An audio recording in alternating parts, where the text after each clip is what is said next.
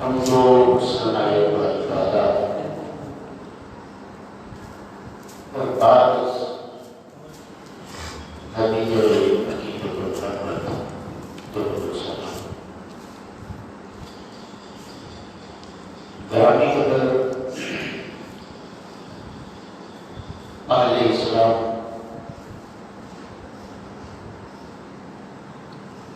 پچھلے جمعہ المبارک سے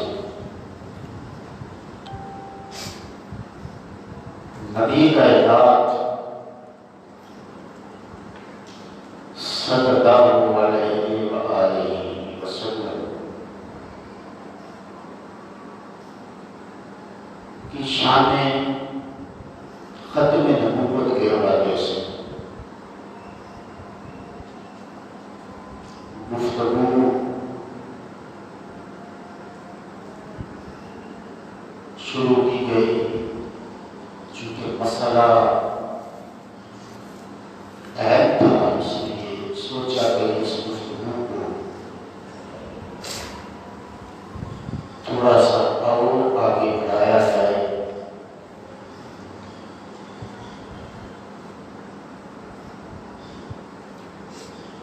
تو اس حوالے سے ختم نبوت کے اس عظیم الشان عنوان کو آج پھر بیان کیا جائے گا۔ دعائے رب کریم عظمت و شان مصطفیٰ سمجھنے کی توفیق عطا فرمائے۔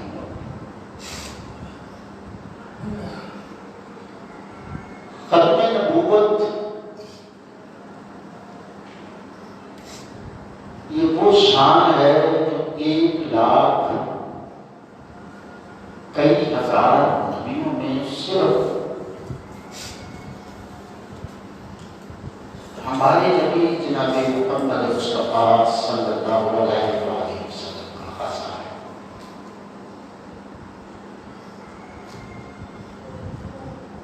حضور آخری نبی اور حضور کے بعد نبوت کا دروازہ بند ہے۔ اب اگر کوئی یہ کہتا ہے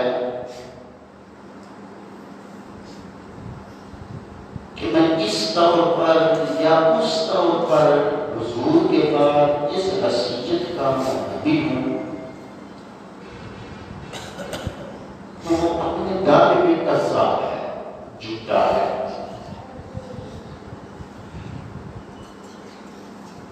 نبی کائنات صلی اللہ علیہ وآلہ وسلم کا فرمانے سے شان ہے، حضور علیہ السلام فرماتے ہیں کہ میرے بعد 30 دجال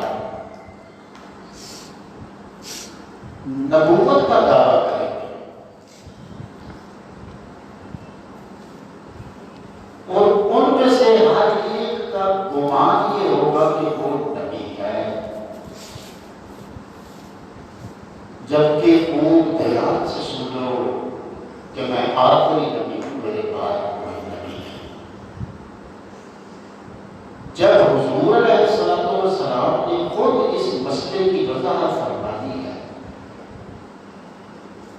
تو پھر کسی کے دعوے کو ہم جوتے کی نوک پر رکھتے ہیں اور ہماری نسبت اسی قریب کی طرف ہے کہ جو محض نبی بن کے نہیں آئے، جو محض رسول بن کے نہیں آئے، بلکہ حضور نبیوں کے بھی نبی آئے ہیں، بن کے آئے ہیں، رسولوں کے رسول بن کے آئے ہیں۔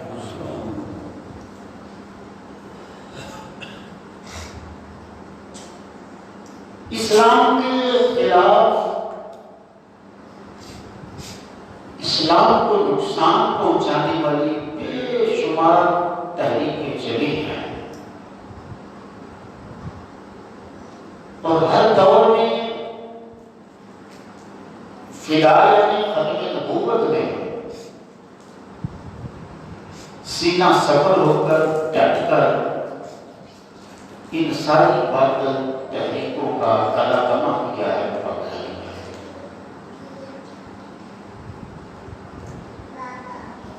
پھر چلتے چلتے دور ایسا آیا کہ ہمارے بڑے شریر میں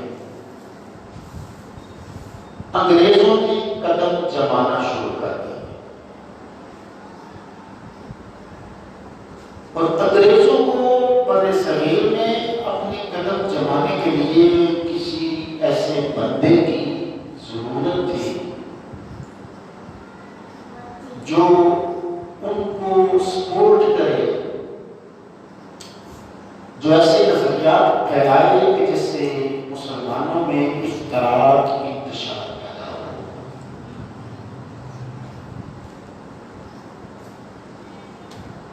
اس کام کے لیے انگریزوں نے جس بندے کو چنا اس کا نام ہے مرزا غلام قادیانی۔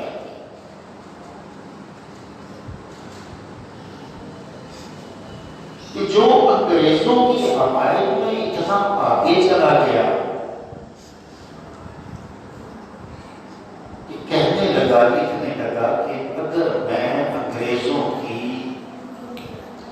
حمایت میں لکھی گئی اپنی کتابیں جمع کروں تو 50 الماریاں انگریز کی مدد میں لکھی گئی کتابوں سے بھر جائیں۔ اس سے بڑا بحرا کیا ہوگا، اس سے بڑی سازش کیا ہوگی؟ اسلام پر کاری زد پڑ چکی تھی،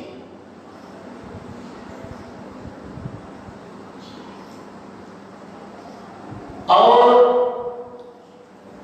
اسلام کے شجر کو سرسبز و توانا رہنے کے لیے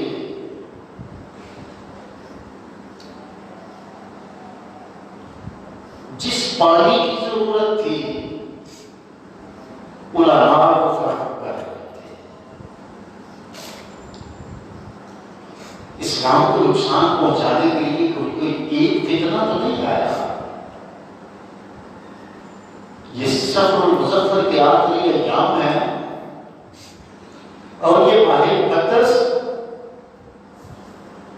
اگر یہ ایک بہت برگزیدہ بندے کی یاد سے وابستہ ہے، حضرت الشیخ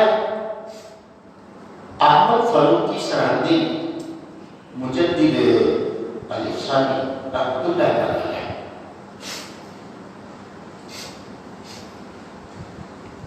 جب اکبر کا فتنہ اور اکبر کا دین الہی ایک اسلام کے خلاف نیا بڑھا گیا دین، حکومت کی سرپرستی میں نشو و نما پا رہا تھا، ایسے دور میں رب العزت نے اسلام کی حفاظت کے لیے جس ہستی کو بھیجا اس کا نام مجھے اور آپ نے اسلام کی سربلندی کے لیے بے شمار صدمے اٹھائے، مسائل کا سامنا کیا۔ قلعہ گوالیار میں 1 سال تک مجدد افسانی قید رہے، لیکن دین مدین کی سربلندی کے لیے آپ کی کاوشوں میں کوئی کمی نہ آئی، اور آخر کار دین مدین کی اصل شکل و صورت کو بحال کرنے میں آپ کامیاب ہو گئے۔ اسی طرح صفر المظفر میں ایک اور عظیم شخصیت اور عظیم ہستی کا نام ہمارے سامنے آتا ہے۔ آج اتفاق سے ان کا عرس مبارک ہے۔ 101 سالہ عرس مبارک امام مجدد دین و ملت شاہ احمد رضا خان فاضل بریلوی رحمۃ اللہ علیہ، آپ کتنی بلند پایہ شخصیت تھے کہ آپ نے عشق مصطفیٰ کی شمع کو فروزہ رکھنے کے لیے 1000 سے زائد کتابیں لکھی۔ اور فتنہ کیا تھا کہ اس دور میں جناب رسالت محمد صلی اللہ علیہ وسلم کی عزت نموز حرمت اور تعظیم کرنے کو شرک اور بدعت کا نام دیا جا رہا تھا۔ امام احمد رضا عشق مصطفیٰ کا بغیرہ لے کر میدان پر کھڑے ہو گئے۔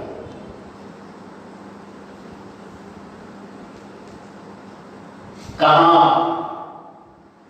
1857 کی جنگ آزادی، کہاں بڑے بڑے علماء حق علماء اہل سنت کی قربانیاں ہیں، اور کہاں انگریز کی یہ سازش، ایسے میں مرزا قادیانی نے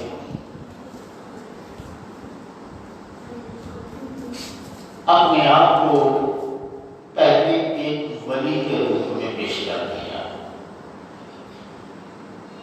اسلام کے تحفظ کے لیے، اسلام کے نام کے لیے اس نے بات بھی کرنا شروع کی، لکھنا بھی شروع کیا۔ تربردہ بات اس کی انگریز سے ہو چکی تھی،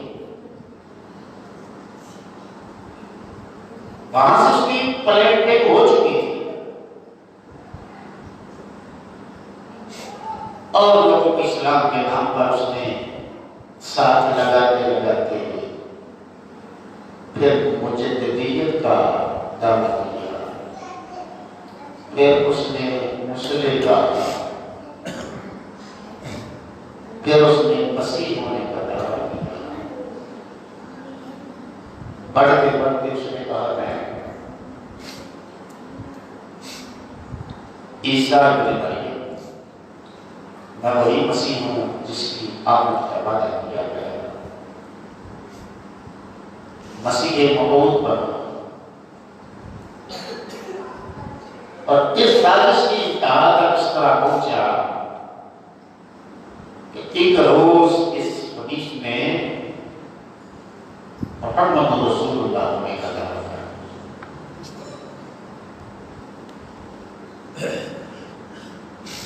انگریز کا بھی مسلمان کی تلوار سے خائف تھا۔ آج بھی مسلمان کے جذبہ جہاد سے ڈرتا ہے۔ فلسطین ہو، وہ سیریا ہو، عراق ہو، یمن ہو، افغانستان ہو، کشمیر ہو، برما ہو، مختلف طریقوں سے، مختلف سازشوں سے یہ انگریز مسلمان کو کچلنے کے لیے ایک آواز، اسلام کے دشمن نمبر 1 نصارہ اور یہودی، لوگ یہ کہتے ہیں کہ یورپ کے ماحول میں ایک جانور کو بھی تحفظ حاصل ہے۔ ہم کہتے ہیں کہ تمہارے یہاں اگر ایک کتا بھی ہو تو اس کو تحفظ حاصل ہے، اور ایک مسلمان نوجوان کا گلا کاٹا جا رہا ہے، اسے تحفظ حاصل نہیں۔ تمہارے یہاں ایک چڑیا کی جان کی بھی قدر و قیمت ہے، پھر یہ بتاؤ کہ میوزک ہے جنہیں جمعہ المبارک کے اجتماع میں فارغ کیوں ہے؟ دراصل وہ مسلمان کو ایک آنکھ بھی نہیں دیکھ سکتے، چنانچہ ان کی پشت بنائی سے بر صغیر میں قادیانیت کے فتنے کی بنیاد رکھ دی گئی، اور امام احمد رضا لڑنا تھا وہ جواب تھا جس نے سب سے پہلے مرزا قادیانی کے کذب کو، اس کے جھوٹ کو واضح کیا۔ امام الانبیاء جناب محمد مصطفیٰ کی شان ختم نبوت کا جھنڈا بنا دیا۔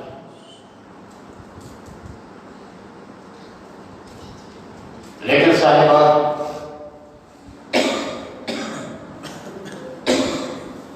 چونکہ نوازا جا رہا تھا، لالچ دیا جا رہا تھا، لوگوں کو تیزی سے اس تحریک کی طرف مائل کیا جا رہا تھا، بڑے بڑے جاگیردار، بڑے بڑے سرمایہ دار، بڑے بڑے دولت مند لوگ انہوں نے کیپچر کیے، بہت لوگوں کو اپنی طرف کھینچا، بڑے بڑے خاندانوں کے ایمان کا بیڑا گرک کیا۔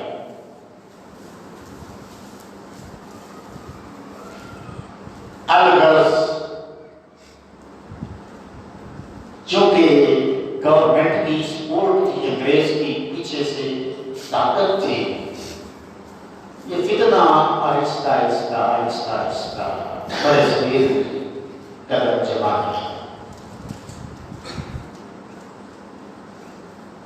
یہ نہیں کہ علماء نے اس کے خلاف کام نہیں کیا،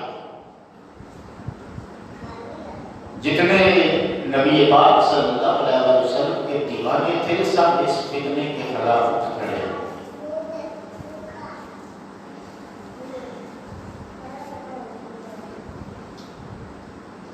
وہ مناظرہ تو اچھی طرح یاد ہوگا جب سیدی منچائی مولائی پیر سید مہر علی شاہ رحمۃ اللہ تعالی علیہ نے مرزا کو چیلنج کیا کہ تم نبی ہونے کے دعوے دار، میں نبی نہیں، نبی آخر زمان کی اولاد میں سے ایک حضور کا بیٹا ہوں، میں اپنے نبی کا ایک امتی ہوں، اگر تم اپنے دعوے میں سچے ہو تو آؤ میرے سامنے بیٹھو، اور جس طرح سے بھی تم مقابلہ کرنا چاہتے ہو میرے مقابلے میں۔ مرزا اس چیلنج کو قبول کیا کہ ٹھیک ہے، اب ہونا کیا ہے؟ ہونا یہ تھا، کیا یہ پایا کہ اس مقابلے میں ایک طرف مرزا قادیانی تو بیٹھ، ایک طرف میں مہر علی بیٹھتا ہوں، اور جن بنیادوں پر تو میرے ساتھ مقابلہ کرنا چاہتا ہے کار، مرزا کہنے لگا کہ میری شرط یہ ہے کہ ایک طرف میں بیٹھا ہوں اور میں سورہ فاتحہ کی تفسیر لکھوں الحمد شریف، اور میں اس کے دوسرے طرف مہر علی تو بیٹھ، تم ہی اپنے قلم سے سورہ فاتحہ کی تفسیر لکھ، اور دونوں لکھ کے اپنی تفاسیر علماء کے سامنے پیش کرتے ہیں، جس کی تفسیر اچھی ہوگی وہ اپنے دعوے میں سچا ہوگا۔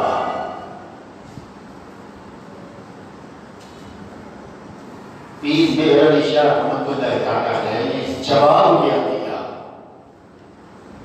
آپ فرمانے لگے یہ کیا کمال ہوا کہ تفسیر لکھنے کے لیے تیرے سامنے بھی کاغذ رکھا ہو، قلم رکھا ہو، تو قلم پکڑے کاغذ پر اپنے ہاتھ سے لکھے، میں بھی قلم پکڑوں کاغذ سے اپنے کاغذ پر اپنے ہاتھ سے فاتحہ کی تفسیر لکھوں، آپ مقابلہ کرتے ہیں۔ یہ بات بڑی غور طلب ہے، بڑے دھیان سے سننے والی ہے۔ پیر سید مہر علی شاہ رحمۃ اللہ تعالی علیہ فرماتے ہیں کہ کمال یہ ہے کہ تو بھی آج ٹیبل پر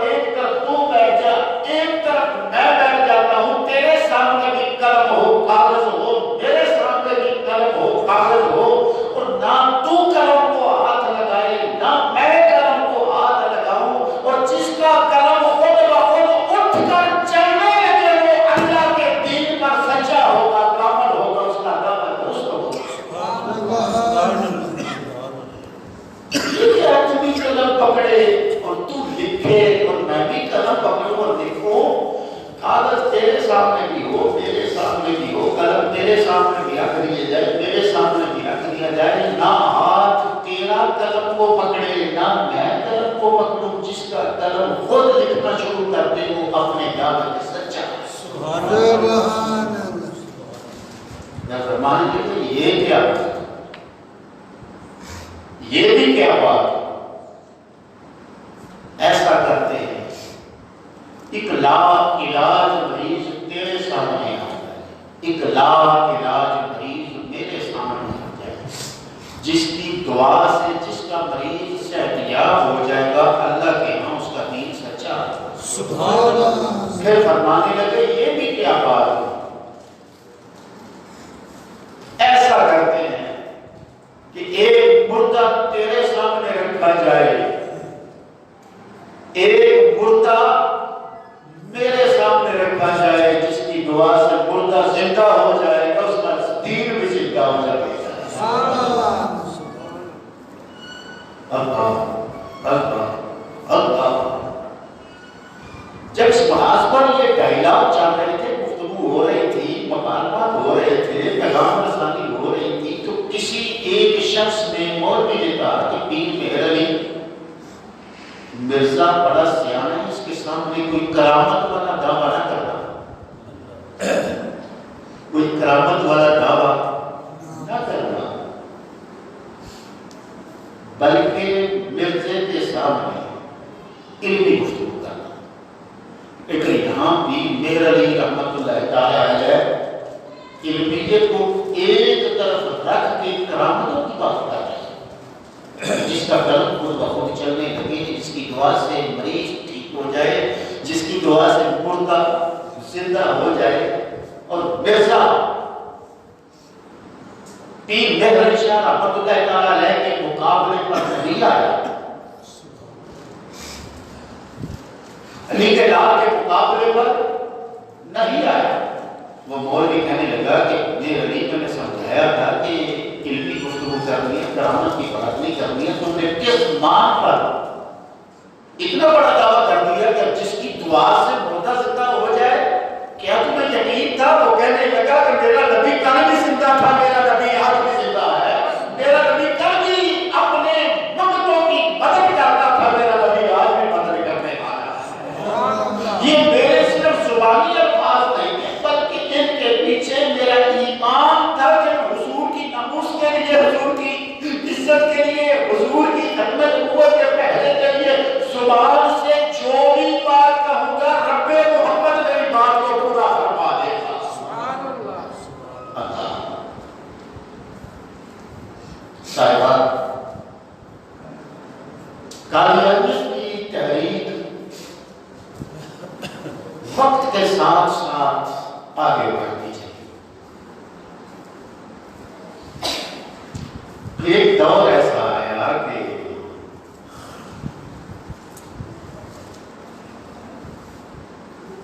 کچھ اسٹوڈنٹس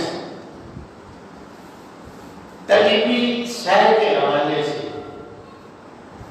سفر پر تھے، ٹرین ملتان سے پشاور، رستے میں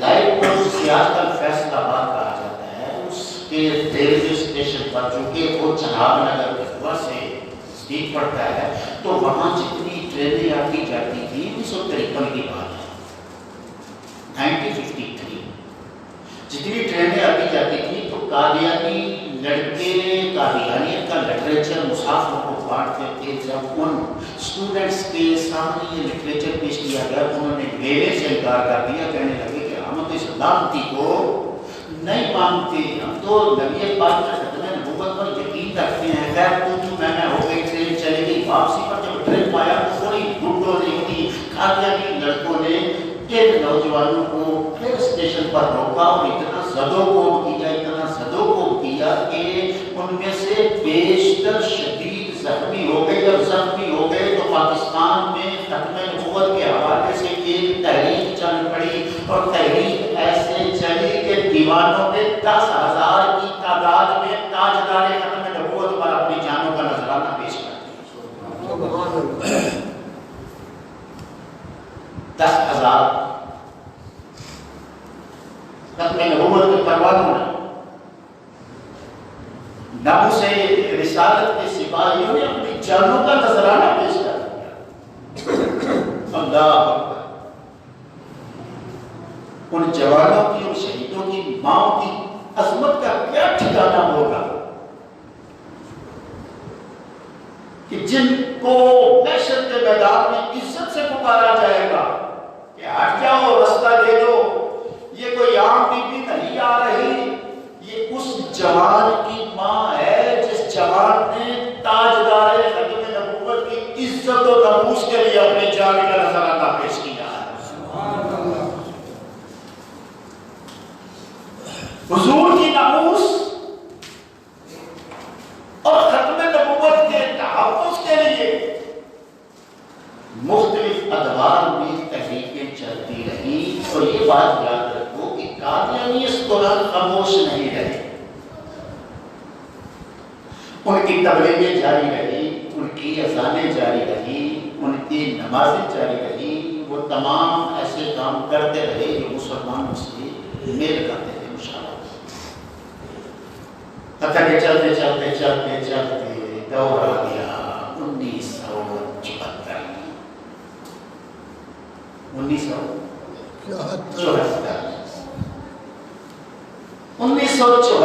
کے اس سنہرے دور میں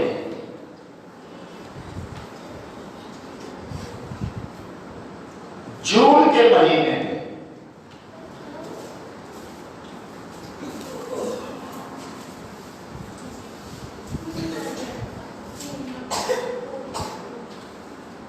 جون 1974 کو قومی اسمبلی میں ایک اللہ کے ولی نے ایک تحریک پیش کی، ایک درخواست جمع کروائی۔ دور کس کا ہے؟ ذوالفقار علی بھٹو کا۔ کس کا دور ہے؟ 1974 میں دور کس کا تھا؟ ذوالفقار علی بھٹو کا۔ یہ دور بڑا سنہرا دور تھا۔ ایک طرف کرنل قذافی تھا، شاہ فیصل تھا، بھٹو تھا، بڑے بڑے زعماء، بڑے بڑے قادر اور اسلامی دنیا کے لیڈر تھے۔ ان لیڈروں کی قیادت کرنے والے کا نام ذوالفقار علی بھٹو، جس نے لاہور میں سمٹ کانفرنس میں سارے حکمرانوں کو اکٹھا کر کے ایک ایجنڈا دیا تھا کہ مسلمان ملکوں کی کرنسی ایک ہونی چاہیے، اتحاد ہونا چاہیے۔ اس نے عربوں کو سمجھایا کہ تمہاری یہ مایا دولت یعنی پیٹرول جو ہے، یہ یورپ کی شہرت اور یورپ کے سینے کے اندر دھڑکنے والے دل کے لیے ایندھن کا کام کرتی ہے۔ اس پیٹرول کو اپنے ہاتھ میں رکھو۔ ذوالفقار علی بھٹو کوئی عام لیڈر نہیں تھا، بہت زیرک انسان تھا، بہت ذہین تھا۔ تو وزیر اعظم تھا ذوالفقار علی بھٹو، کوثر نیازی وزیر تھا،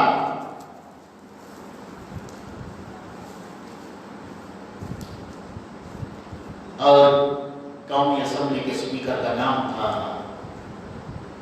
صاحبزادہ فاروق احمد خان۔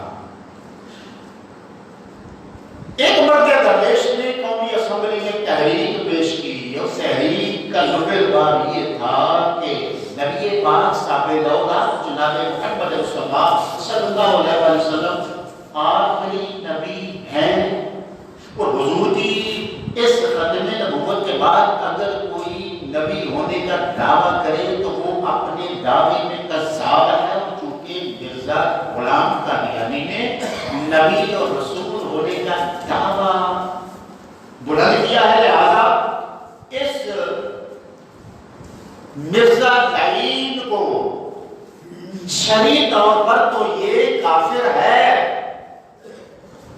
قانونی طور پر بھی پاکستان کے آئین میں غیر مسلم قرار دیا جائے